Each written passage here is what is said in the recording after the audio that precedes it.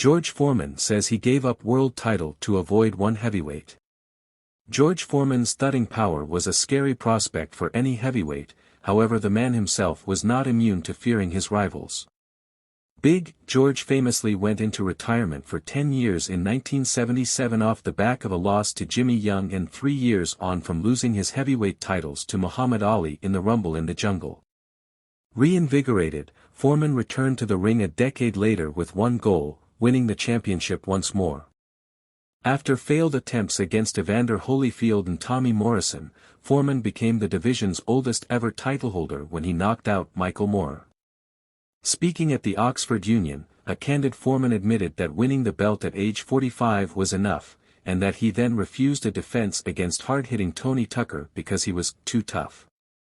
They tried to force me to fight Tony Tucker after I'd beaten Michael Moorer, and I remember looking at Tony Tucker and saying, "Mama didn't raise no fools.